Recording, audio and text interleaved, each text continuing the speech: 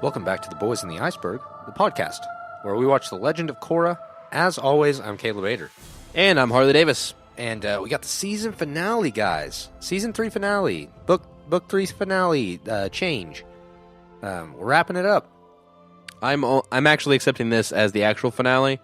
This is the end for me, guys. I will not be back for the next season. Caleb's going to do season 4 all by himself because I do not personally accept it as the final season. Yeah, we're going to replace him with a celebrity guest host that you guys don't know yet. It's Bradley Cooper. Okay, I have to spill it out right now. It's Bradley Cooper. He didn't originally want to do this. He was not very agreeable. But then when I kidnapped his family and held him at gunpoint, he reluctantly agreed, so he's going to be on next season. Thank you for that, Bradley Cooper. Thank you for that reluctant agreement. Yeah, we actually really appreciate it, Bradley. So I'll be in touch. For this season finale, though, guys, we decided that we're gonna set the mood a little bit. We're gonna take you back to the old Republic City days.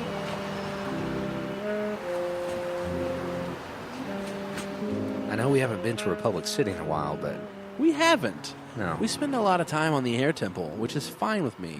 But I do, as much as I hated the aesthetic, I do kind of miss this jazzy, almost like a jazzy interlude of life. I enjoyed it a lot. and I guess we do get to go back there a little bit in this first episode or in the second episode Did we? to Air Temple Island. Oh, Air Temple Island? Yeah. We did. It was for a brief second, though. It was very, very brief. But we're getting a little bit ahead of ourselves here, guys. Let's get into our first episode, Enter the Void. Ah, yes, let's. So, in this episode, Korra agrees to turn herself over to Zahir to save the Airbenders, who are being held captive by the Red Lotus. However, she and her friends are betrayed by Zahir's group. Go figure, they're villains. As Ghazan tries to bring down Korra's friends, Bolin discovers he can lava bend and saves them with his newfound skill. Meanwhile, Korra and Tonrak face off with Zahir on Lahima's peak. While the Beifong sisters attempt to bring down Pli, Zahir manages to push Tonrak off a cliff. Much to Korra's devastation, Suyin succeeds in metal bending her armor on Pli's head as she combustion pins. Not that funny, kind of a sad The scene. following, I'm laughing at the idea that they've put literally every detail into this overview. The following explosion kills Pli instantly with his earthly tether gone, which is Pli. Zahir unlocks the ancient ability of flight and escapes, carrying the unconscious Avatar over his shoulder. Okay, yeah, that's Amen. Enter the Void, which is obviously a reference to what Guru Lagima said. Let go your earthly tether, enter the void, empty, And that's become actually wind. That's the coolest part of this episode. It is, But we're not there yet. we're So not. We got to start Dang it. talking at the beginning. Stupid stuff is happening at the beginning of this episode. They're just sitting around trying to strategize on how to take Zahir out without Korra having to give herself up. Well, sorry. Thanks for. There's also thanks that for really waiting one. to talk to me. There's only that one really stupid scene of Naga and Pabu. Like, Oh yeah, that there was like 2 seconds of Naga and Pabu, and then Bolin and Mako's grandma talked about the scarf. Does that scarf hold some serious significance that has to keep being brought up? I don't. Is it going to pay off in the end? Yeah, I don't know because they didn't pay it off in these episodes Not at all. It was just kind of a dumb scene that they just wanted to get. D. Bradley Baker wanted to be in this episode, so they, he called up Brian DiMartinizio and he said, "Listen, I need some money. Put me in as any animal. I need the money." Really, any animal you got. But things kind of pick up after it's a little slow in the beginning. Korra thinks that she's going to have to give herself up. She says there's really no other way because they're going to kill the Airbenders if she doesn't. Which is fine. Fine for the Airbenders to be killed? No, for her to give herself up. Yeah. But the way they go about it is dumb. And I know I know that I sit on the show and say I know we dog on the show a lot, but we do. And because this execution of certain things is just absurd.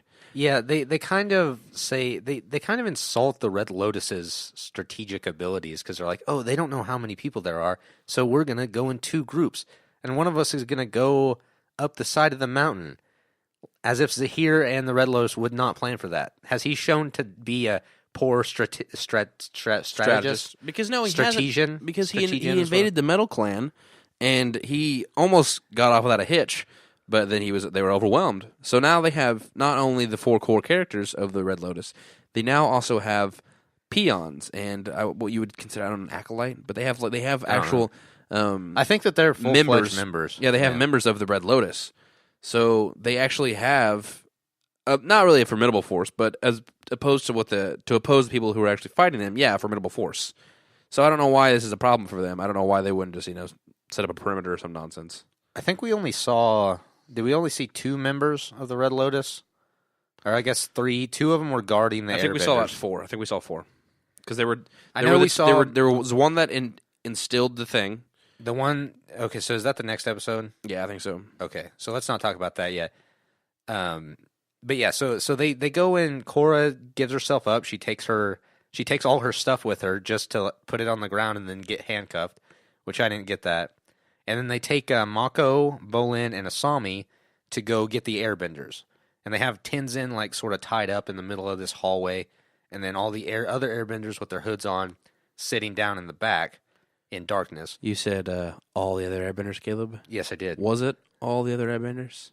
For the purposes of right now, until we get to the reveal, yes, it's all the airbenders. Oh, there's a reveal? Yeah, so that it is a really cool reveal, and they did it really well. As soon as they get Korra, turns out they weren't the airbenders. They were never going to trade the airbenders away. But they did a really cool thing where, yeah, they were hidden in shadows, and they were all the. I don't know where they got all these other extra outfits, but I think they have them. They all just kind of melt into water, and I think it would have been really cool though if they would have taken the water and if it would have melted and then faded back into her arms. Yeah, that would have been really cool. Yeah. But, so what we didn't mention what's her name? What's her name? Jacques Zhu, who's back there with her tentacle arms. She's back there, and she's made like water clones, a la Naruto, and she's got them sort of set back up there, so you have the impression that there are airbenders. Why didn't they just give them the airbenders though? I guess they were gonna kill, because they tried to kill Bolin and Mako and Asami too, but they could have just handed the airbenders over. All they needed was Korra, right? Yeah, this was kind of unnecessary. But maybe they didn't want the airbenders, because think of all the hope that you've instilled in the world by airbenders existing now, and because the airbenders have always been peaceful people, and it's kind of peaceful in the world, so you instill hope, and then he wants disorder to be the new order, so you kill all these symbols of hope, and then you're kind of like, whoa. But I feel like that's still disorder. And you know what they say, Caleb? Rebellions are built on hope. They say. Okay, so was that too loose? Yeah, it was. Yeah, I don't know. Any of our audience seen Rogue One? You ever heard of this little indie film called Rogue One? A Star Wars story. I wish it was an indie film. That'd be an indie film. It's so great. Yeah. So at this point, Su Yin and Lin are scaling up a mountain using their metal ropes when they're earthbenders. And it's established. It's a rock mountain. It's completely made out of rock. Earth. They could just like go up it, idiots. Make like a little, make a platform and just rise themselves up pretty quickly. But no, they're grappling up with their metal arm things, and then they go and fight Plea in the dumbest way possible. It's like in a Batman video game where you're standing in the circle of like 15 people and one guy comes out and attacks you. I think they kind of fixed that in the newer one, though. I think you start getting attacked by other guys. But it's just like, or like... in Asylum, yeah. Or in like the older, like Batman Forever I just watched the other day, and that's literally what it is. You gotta do yeah. that. Robin goes into this place, and one guy comes and attack him, he beats him up, and another guy comes in, and that's what they're doing. But in their inverse, because they're fighting a bad guy. You think that they would all gang up on him at once, but...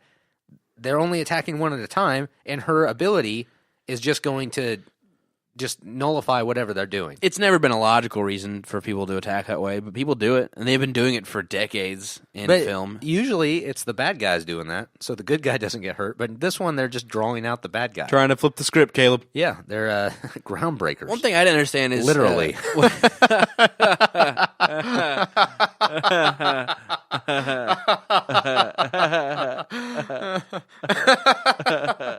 Okay.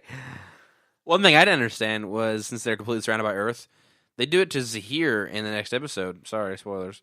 But why not just surround her in Earth? Why not just... Cause Yeah. She would have to legitimately look down and... Well, I guess she can... She's still got her fire ability, though. But she would have to just blow that apart. And so that would give you enough time to get there and, I don't know, kill her, like Lynn's sister does, Suyin. Suyin literally takes her armor off her body, shoots it at Plee as she goes to shoot her little combustion She throws thing. it on her head. And she wraps it around her head and then blows Plee's brains out. Why does it do that? I don't know, but it's fucking cool. I mean, I guess it is. I feel like they sort of skip past it, though. I feel like... Because as soon as it happens, it cuts very short. It cuts to Zahir, and then it's already over. She's just a smoldering pile. I think that's what they wanted, though, because they were trying to... It could have been a little bit longer, yeah. It could have... Because they even slowed it down when she was doing the combustion thing and showing Suyin put the armor on her head, but... And then it went to another slow motion segment of Zahir spinning around saying "Plee," but it was just building up to him being to letting go of his earthly tethers. Yeah, that's what it was building up to. So it kind of paid off. I really like that idea though, because they toyed with that in Avatar: The Last Airbender when Aang was supposed to give up like Katara, basically is what it boiled down to, in order to sort of center himself and unlock all his chakras with Guru Patik, and he couldn't do that, and I don't think that Zahir would have done that either, but it happened for him. And then right after that, he just had the ability to fly because he got rid of all his earthly tethers. Yeah, like he didn't mean to, but it's... No, yeah, it was an accident, but it's still cool. I thought, honestly, because it had been a while since I've seen this, and I've only seen this one time, that scene that we got earlier of them in that cave...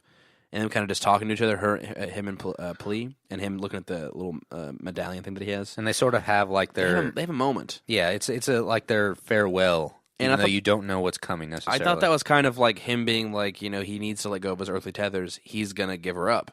I thought that was what he was going to do, like forcefully. Like he was going to leave her there, and that was him getting rid of his earthly tethers. But no, he actually was...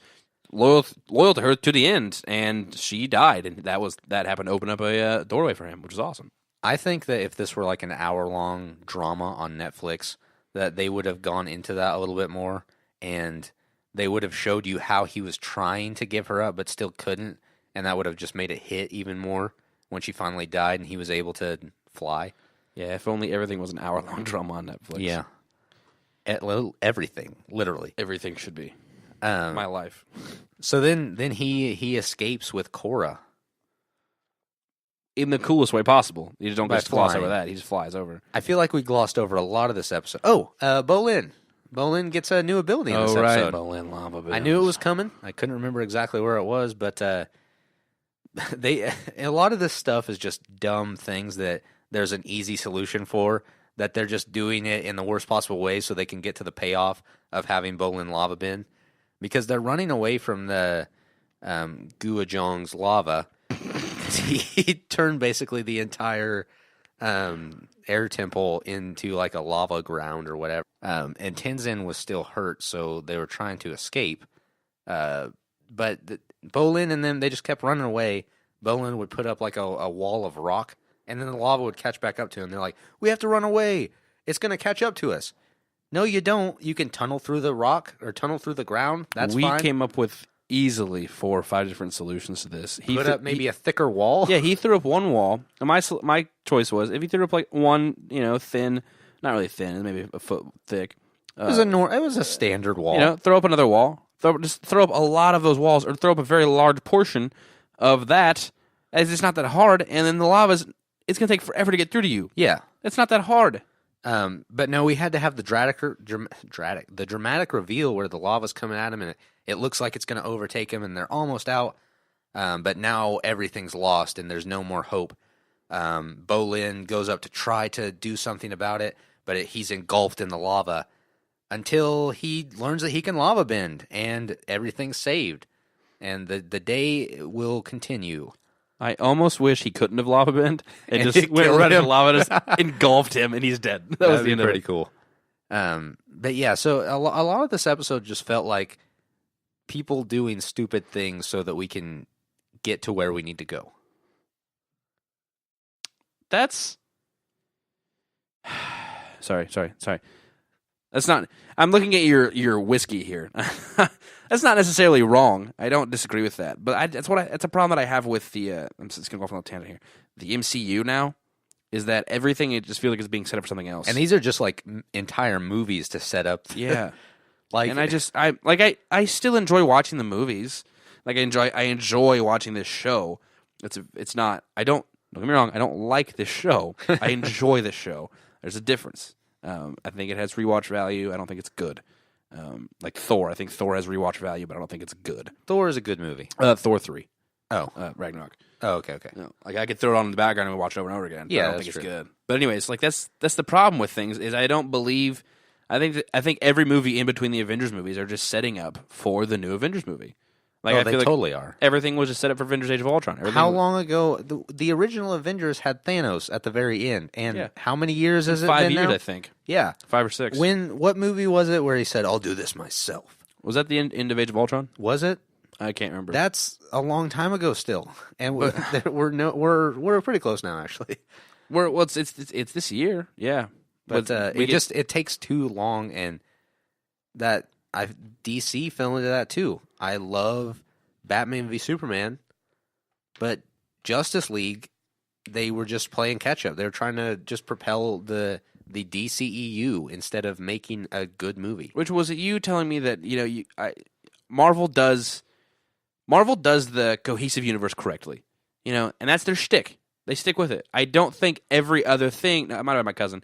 I don't think agree with this every other thing needs to be a cohesive universe like they tried to do the Universal Monsters universe with Tom Cruise's Mummy. The King Arthur and the universe. movie was a disaster. The movie would just fell apart at every angle, and maybe the average moviegoer or below average moviegoer would enjoy that movie, and it wasn't. It has rewatch value. Don't get me wrong, but it's not a good movie. And I think so. It's not going to. And it didn't make any money, so it's not going to set up for the next movie in their universe. So why would you just make a movie? Just make good movies. It's not that hard. Like people try to bank off of trilogies. Just make good movies. Like John Wick. They did John Wick, and then they greenlit John Wick 2, and then they're not going to do John Wick 3. Like, are you sure? I'm sure. I'm well, with that look on your face, I'm now only 95% sure. Yeah, where'd you hear this at? From credible sources. When? But a while back, forever ago. No, because I'm pretty sure they're doing John Wick 3. I'll cry if they do John Wick 3. I think they. Yeah, I'll be mad. No, I'm pretty sure they are. Because I always come back to John Wick with saying this because they did one, they greenlit the second one, they did the second one, and they're like, the second one did very well. Yeah, no, and they're not. The director of that said, we're not going to do another one. We're just not going to. I don't believe that. They're like, there's a quote. He's like, we don't need to do another one because that's just I told my story, which is great. I enjoy trilogies just as much as the next guy, but I don't think we need them. Like, Google it all you want to. But that's fine. If you can discredit me, that I love that. No, I think that John Wick is the perfect way to do a trilogy.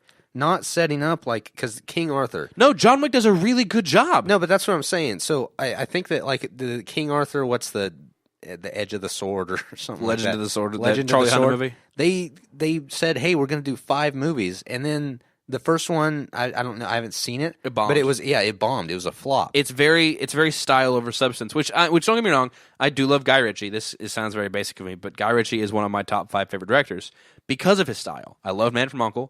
I will top 10 favorite movies of all time is Lock, Stock, and Two Smoking Barrels. Yeah, I love that film. It's so good, but and it's very clever and it's really funny. But King Arthur was all right for me. It was fine because I liked Charlie Hunnam because I've seen him in Sons of Anarchy, and Charlie Hunnam's really funny to me. But I didn't like it necessarily as much as the other movies that he's done. John Wick Chapter 3 is coming out in 2019. So. Well, F me. Also, the Sherlock Holmes movies, Guy Ritchie. Yeah, Sherlock Holmes. The good Sherlock Holmes movies with Robert Downey Jr. Oh, you don't think Mr. Holmes with Ian McKellen is a good movie? I haven't seen that. I haven't either. Who cares? I tried. I wanted to go to the theaters to watch it, but I'm like, nah. Okay, bringing this all back to Korra, Ian McKellen is in this episode of Korra. He plays Korra. He's a stand-in for Korra. Yes. Janet Varney was unavailable to this episode, so they got Sir Ian McKellen. And he cannot do voice work very well. He doesn't sound anything like her. Mainly because he's a man. Yeah.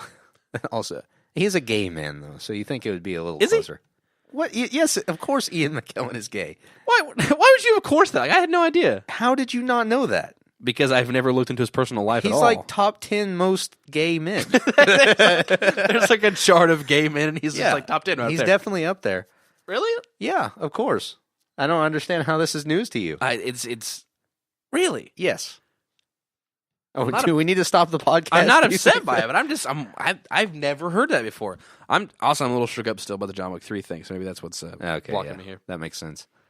Okay, so where were we in the episode? Oh yeah, Bolin getting lava bending. At the end of this episode, when everyone gets back together with Su Yin and stuff, she says to Bolin, I took great offense to this. She says, "See, I knew you could do it all along. You just had to work at it." And she was talking about metal bending. He cannot metal bend. When I heard that, I was like, "You're an idiot. This is a completely separate thing." Yeah, I'm actually not a big advocate of the "you just need to believe in yourself" trope. I don't like it. Yeah, they use it way too often. Or as Oprah would say, "Your own truth is so important." Is that what she said? She said that, kind of. I'm paraphrasing, obviously. I read the transcript. I didn't watch the speech. So you missed an important part of the communication process. Shut up. Process. Okay. I think that's... Later on, when I'm actually living in Hollywood and super famous, somebody's going to dig this up, and they'll be like, "Oh, so you hate Oprah Winfrey?" And then she's going to be dead. It's going to be a scandal. Okay, so I think that just about does it within this episode. I think they meet up with Kai, and he takes him to the... He says he knows where the airbenders are, and they go and find Oogie, and now they're going to head off and go save the rest of the airbenders, right? That sounds right, but I'm not okay with everybody being able to hop on is it Lefty? Is that what he called his bike? Yeah, so that was just a temporary thing. And it started falling, and they showed that it was struggling. I didn't like it. So I think that it's okay. But that wraps up this episode. So you can't yell into toss the mic. into some trivia. You can't yell into the mic. Okay, trivia. This is the first episode to show the Red Lotus's official insignia. You know what it is, Caleb? It's a large red lotus. It's a red lotus. Thank you. Good zoom tag. I think that's a really funny thing. So, it's a large red lotus. God bless you. Okay, this episode's name references the inscription on the back of the locket bearing Guru Lahima's image. Oh, it's a locket. Sorry, I called it a medallion earlier. Which read, I'm an idiot. "Let go your earthly tether. Enter the void. Empty and become wind." Zahir repeats this, saying to himself just before he attains the ability to fly. They did a really good job of setting up this guy. They really did. Like, they didn't just say, "Hey, it's the last episode. Let's make him fly." They set this Lahima thing up from the very beginning. Yeah, as soon as he gets to the air temple. Which is why I think this... Which is like the episode after he gets airbending powers. They really... I hate the fourth season. I want to be honest with you. I haven't seen it. The third season, my favorite. First season, second favorite. It's a close one. And the second season is all right. But I kind of like the second season. I don't know. I definitely like the villains in this season the most. But the villains in this season are amazing. Which was I always said the villains in this show were better than the villains in Avatar, and I will say it again. Even though I like Azula, and Zuko does have his awesome. He probably has the best character arc of all time. It's really good. Name a better character arc. How about Dawson from Dawson's Creek? Luke You're right. Skywalker? No. He was always, I wouldn't call it a character arc at all. He was always just a good guy. No, he was whiny, and then he became a Jedi Master. And then he became a whiny Jedi Master. He became a whiny old Jedi Master again. So, yeah. I saw something here a while back about The Last Jedi. Spoilers ahead. What are you doing there, buddy? Just continue. Okay. Just continue talking, please. With about The Last Jedi, I was saying, it showed a picture of Luke from Return of the Jedi. He's like, "No, they're still good in him. I can feel it." About Darth Vader, who literally slaughtered hundreds of thousands of people and younglings and destroyed the universe and basically helped create the Empire. And then with Kylo Ren, there's a hint of doubt in him, and it shows him trying to murder him. That's very good. I'm like, yeah, you're right. Well, I think that Luke was just trying to prevent another Darth Vader. Maybe. I think that's... This is not a Star Wars podcast. That's not the way to go about it. Well, I mean, killing people, yeah. I mean, would you kill baby Hitler? No. Really? You don't think so? I think he was onto something. Okay. What if I was just a pro-Hitler advocate? I was like, Hitler all the way. But I wasn't like a Nazi. I was just like, yeah, Hitler's kind of right. Disclaimers, only one of us is a big fan of Hitler. Before known combustion benders, or both known combustion benders, Combustion Man and Plea were killed by a point-blank explosion caused by their own powers, rather than a couple people ganging up on them. It says that in the trivia. I just read it. Yes. I think that they could have just attacked her, and she wouldn't have been that big of a problem. She is cool because she was still bending the not bending, curving the combustion bending, which is a really cool feature. Curve the bullet around Angelina Jolie and hit the pig. Well, he doesn't say Angelina Jolie. Okay. When Zahir says, "I found true freedom. I'm no longer bound to this earth by worldly desires. I have entered the void." He's making a reference to the 7th chakra, the thought chakra that Aang could not unlock due to his love for Katara. After Plea's death, Zahir lost his only earthly attachment and unlocked the chakra. Also, after he said, "I found true freedom. I'm no longer bound to this earth by worldly desires. I have entered the void." It kind of turned me on a little bit. I did not want or need to know that. So let's move on from that. The collapse of the temple, while the airbenders are still missing, is intended to foreshadow their possible elimination. Is that trivia, or is that someone just like guessing? I don't know if this necessarily lines up with trivia. I don't know. The collapse of the temple while the... I don't know. I feel like somebody's like, this is what I got out of that. I'm going to show that to the internet. This was my interpretation. Yes. And I also happen to run this fandom wiki, so let's do it. Lin calls Plea a third-eyed freak, similar to how Katara called Combustion Man a third-eyed freak. All right, so Lin and Katara are racists, confirmed. Yes, they really are. And that's not cool, guys. Not in 2017. Not in 2018. Not ever. Elijah and I were talking about this the other day. We should start with, you know how people would say, hey, that's not cool, it's 2017. Do that, but the opposite way for 2018. So you can be as racist as you want and just go, hey, it's okay, it's 2018. We're just going to turn back the tides a little bit. I've never been racist. Let's move on to the next episode. Okay, we're back with our next episode, the actual finale of Book 3, Change. And the finale of our show. No, we're not ending the show yet. We need to complete this. We need to do this, Harley. If we do this, we will be the only people in existence to finish an Avatar and Korra podcast. Is that a good thing? Time will only tell. It shows that we're tried and true, and we can persevere through even only 2 viewers. Unlike the 5th season of Korra. Oh, take that! Yeah, shots fired to this now canceled show. This next episode's called The Venom of the Red Lotus. And what happens in The Venom of the Red Lotus is, after Zahir has the poison administered to Korra, she enters the Avatar state and battles Zahir, which, we're going to get in that in a minute. While Bolin and Mako... That's the structure of the show. You don't need to say While that. Bolin and Mako duel Gazan and Minghua, ultimately killing the Red Lotus members. We're going to get in that in a minute, too. The captive members of the Air Nation escape and use their abilities together to help Korra defeat and recapture Zahir. We're going to get into that as well. However, the poison wreaks havoc on Korra, which we're not going to get into. She's unable to move without a wheelchair, which we're definitely going to get into, and falls into a state of depression. Jinora is anointed as an airbending master by Tenzin, who proclaims that while Korra recovers, the Air Nation will return to its nomadic roots and serve as the world's ambassadors for peace. Bring me Spider-Man! Bring me Spider-Man! Okay. Venom of the Red Lotus. Korra has been captured, and she's chained up in a weird way, in like a cavern. They were wanting to get a really cool shot, so they put the giant Red Lotus sign behind her and had her like in the center of it. Because the Red Lotus, worth it. The Red Lotus is nothing if they're not for their aesthetics, because they are They're very divas. big into beautification. Put that on your Tumblr account. They have her strung up, and they're going to give her this poison that you might think is going to kill her. Well, that's not the case.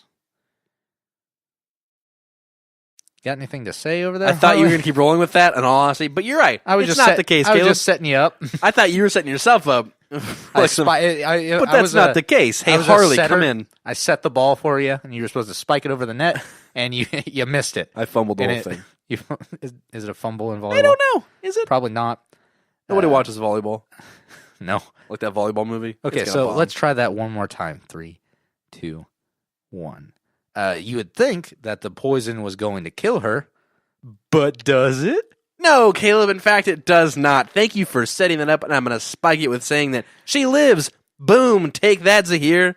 The poison is only administered to bring her into the Avatar state because the Red Lotus wants to put an end to the order that is the Avatar. Which I'm kind of curious how they knew how to do that. Like, where did they get this? Where did they get this poison recipe from? Did they just have a witch somewhere? I don't know. They've probably been around for quite a while now. I mean, they've been working on this since the White Lotus came into the forefront when Aang was still alive. That's true. So they've had a while to sort of experiment. They haven't had any test subjects. They've never been able to test it, but hopefully it was going to work.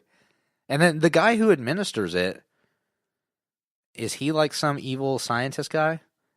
Because he's a metal bender that puts it on her. I don't know. They didn't introduce him or anything. He had a distinct enough look that I feel like he had more stuff to do. They just didn't get around to it. I don't know, because they did say it's very rare, like 1 in 100 or 1 in a million metal benders. Is that what it is? Or people? I don't know. Earthbenders can metal bend. So he's of the rare class of metal benders. Yeah. So you think he'd have a bigger part, but he doesn't. Doesn't have a name. Doesn't have anything to do, or other than put the poison inside of her. Doesn't have any lines, which I think adds to the mystery of this character. In all honesty, and he shall forever remain a mystery. And while Korra is strung up in this giant cavern, we see Jinora in spirit form, and she's sort of mulling around, trying to figure out an escape for the airbenders that are chained up in another room. If you could get off your phone and pay attention to I'm not on my phone. I mean, I'm not. I mean, a little bit. I'm not. You got anything to say about Jinora and the airbenders? I don't like that Jinora can still do this spirit thing.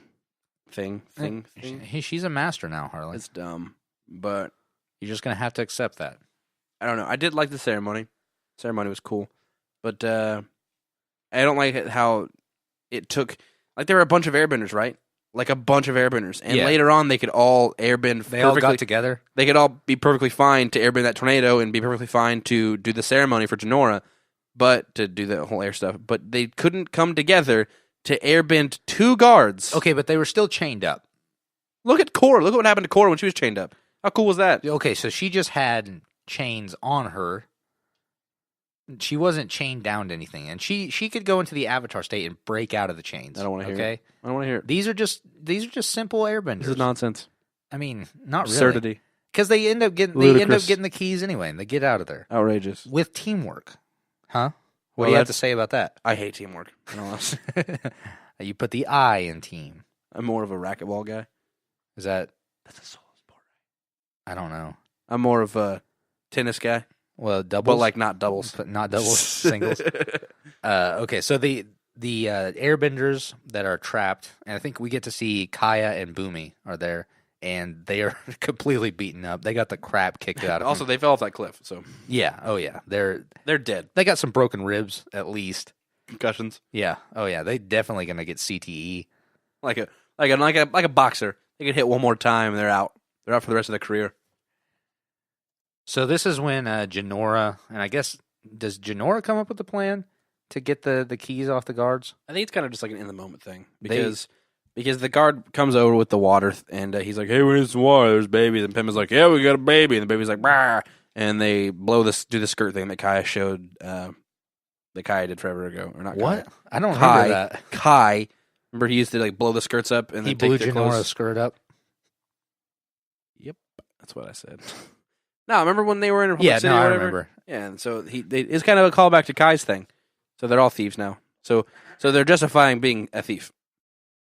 Well, I mean, I think that in this case it's more. They're like, okay. Remember this thing Kai did and how he was a tool and we didn't like him because he was a thief. It's cool now.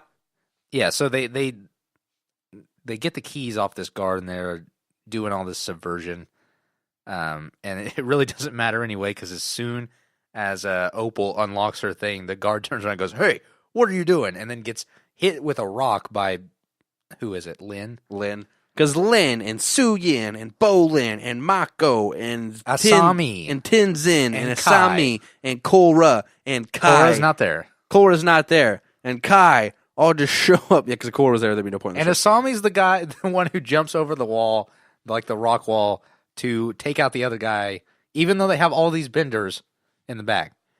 And I'm so sorry. You need to not yawn when I'm before you tired. talk. Anyways, I will say this. We always complain about Asami having nothing to do. And I would like that she would have more to do during the entirety of the show. In and a not better just, way. And not just all of a sudden, like, 4 episodes deep. Or like, how many, after she does something. Because she hasn't really done anything at all this season. So how many episodes is this? 12 episodes? Yeah, 13, I think. So 13 episodes deep, she finally does something. And it's just to a no-name guard. And Little too late is what I say. I hate that.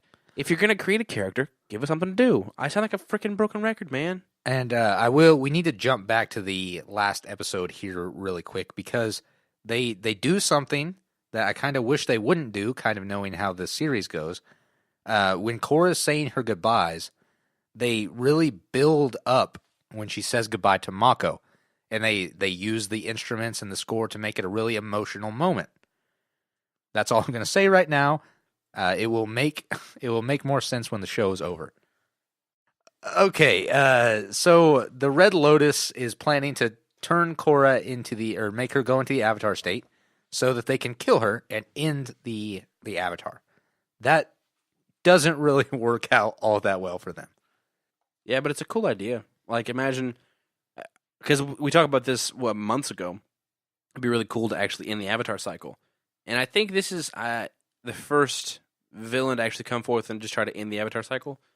Because we had the ones who tried to kill the Avatar. But I don't think we've had a villain actually come forth to try to end the Avatar Azula almost did it. Cycle to begin, through and through. But yeah, that was good. That was really good, actually. I forgot about that because I don't think that was not her plan. No, but it was like in the moment she's like, hey, this could happen.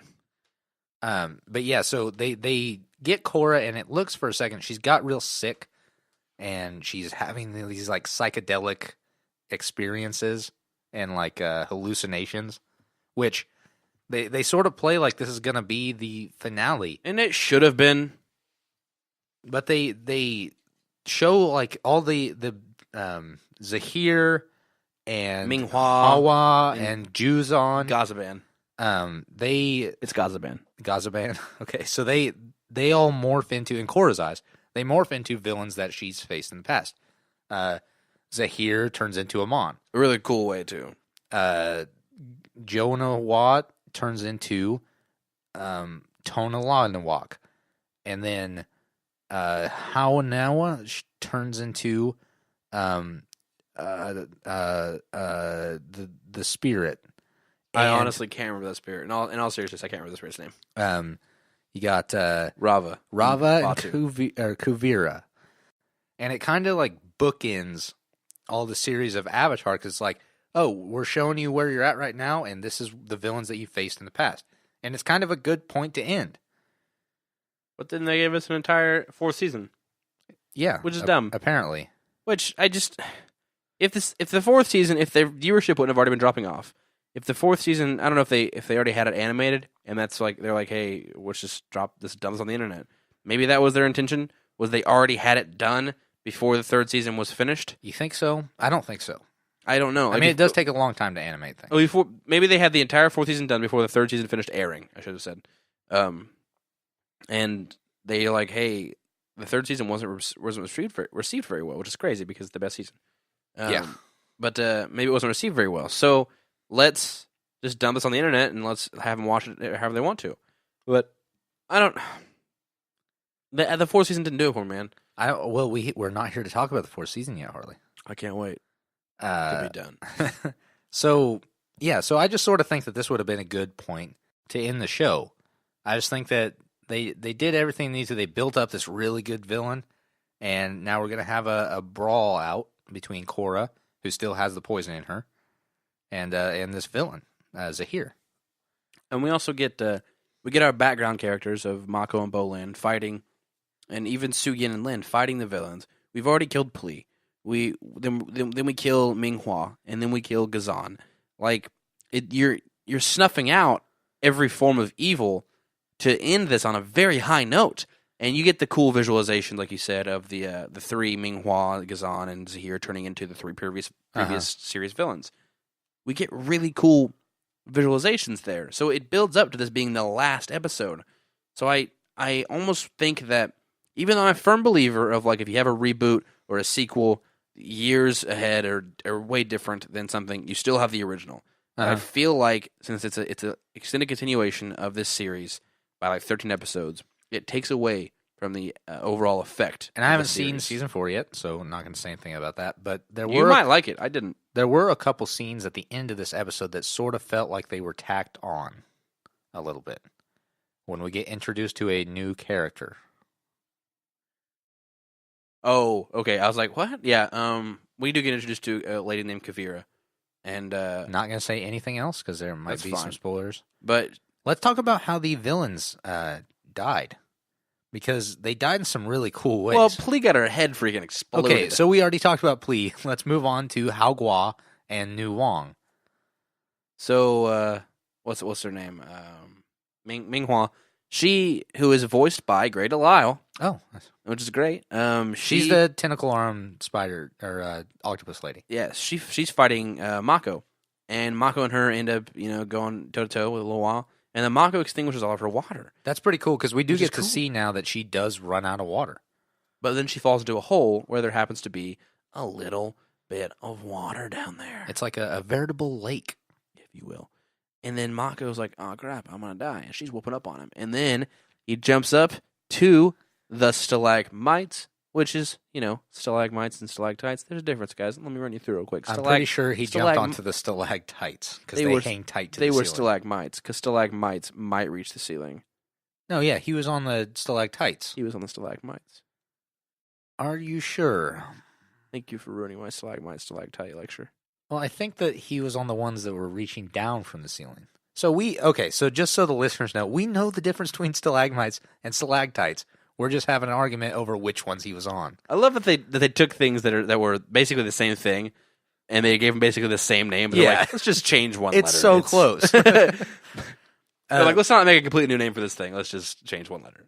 But yeah, so Mako jumps out of the water onto a stalagmite/stalactite and electrocutes the water, killing Ming Hu. That had to kill her.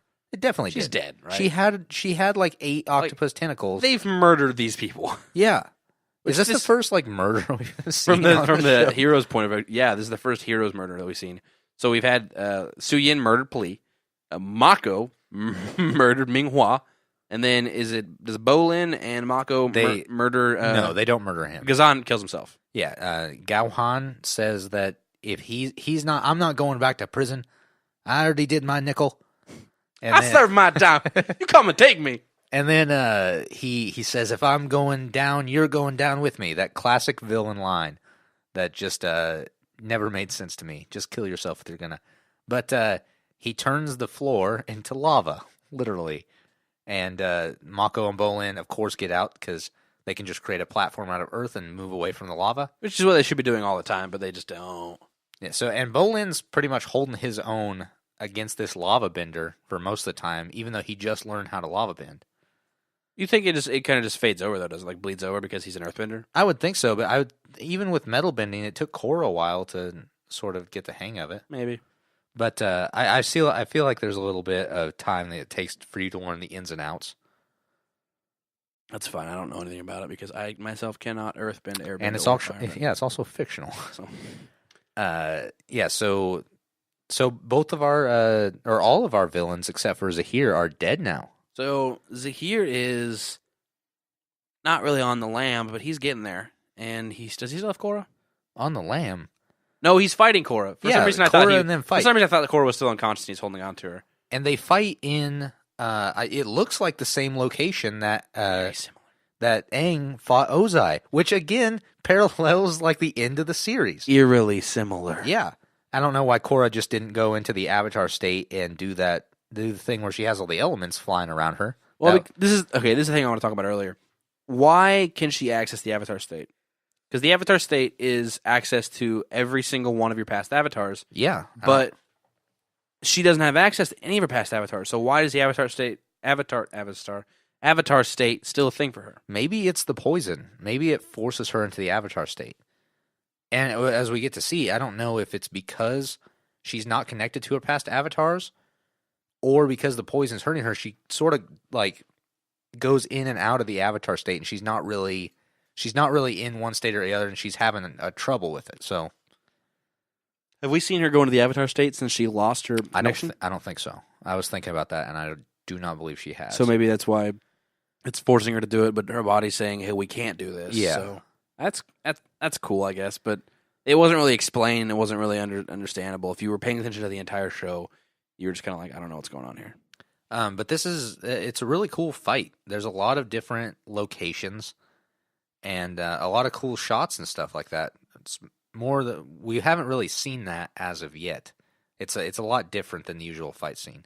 And Korra's flying around on with her fire, and she's chasing after Zahir, who can fly.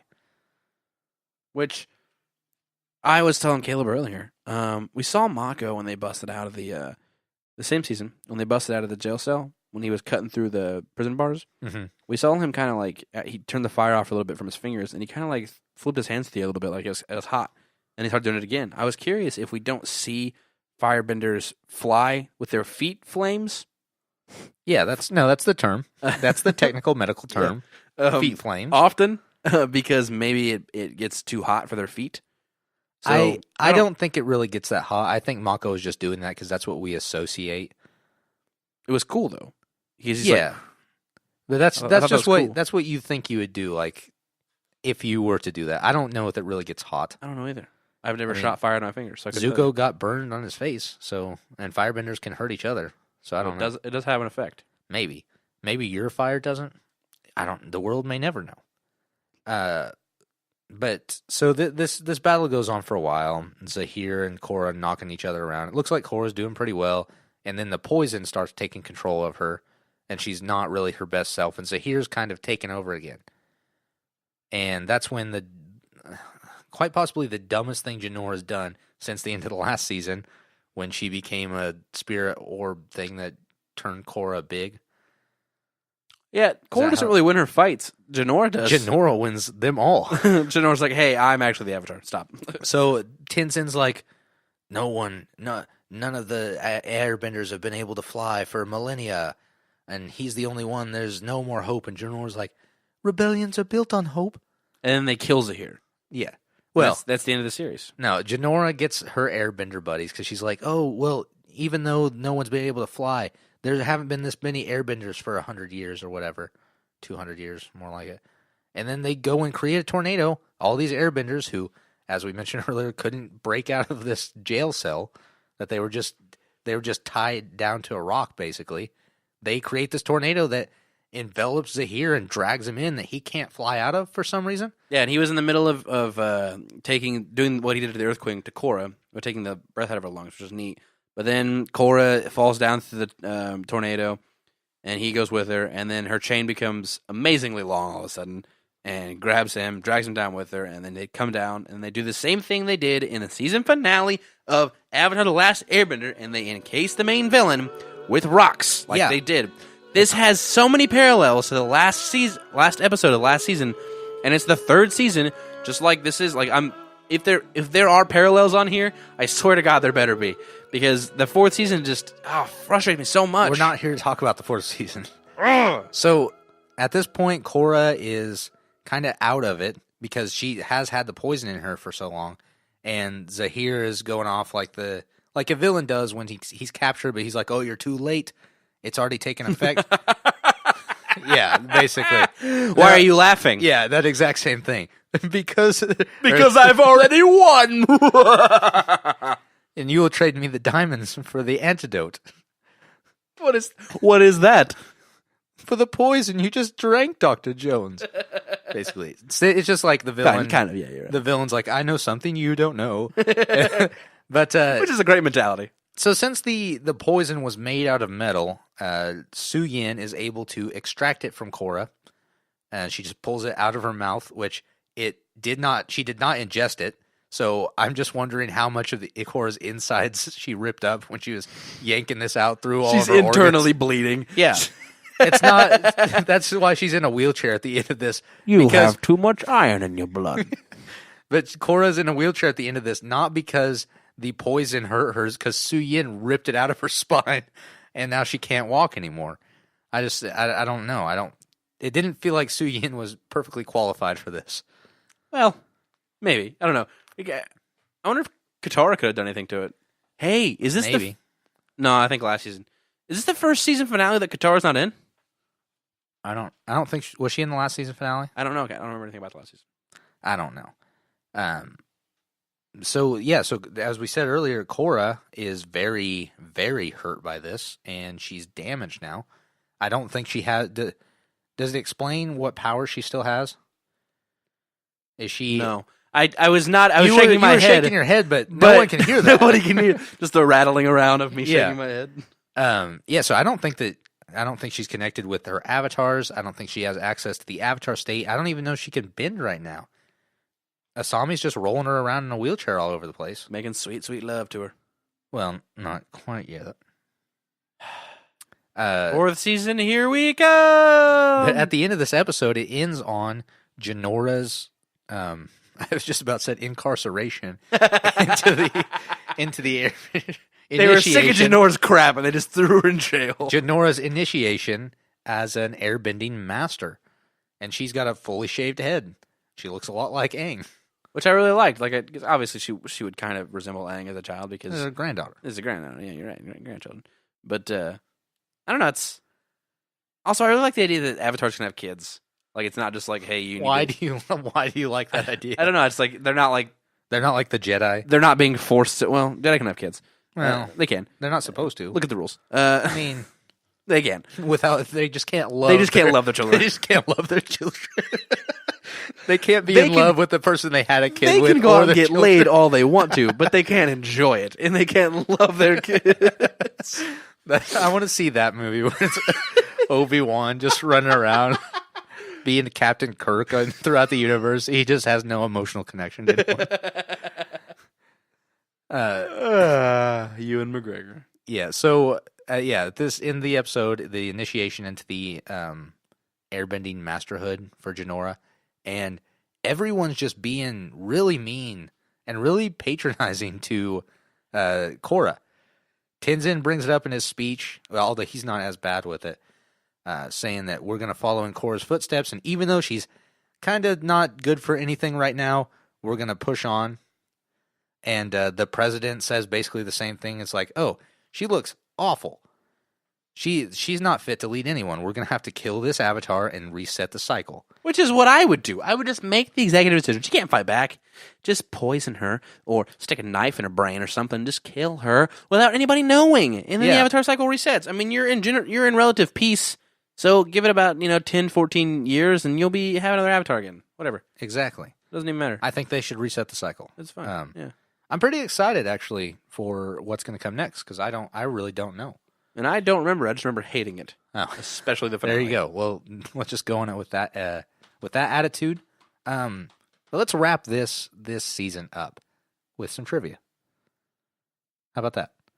You're the trivia guy. Take it away. Zahir's line, "We lucky few, this band of brothers and sisters of anarchy," is an allusion to the line, "We happy few, we band of brothers," from the St. Crispin's Day speech from William Shakespeare's Henry V, That's is the third, actually. Henry the Third.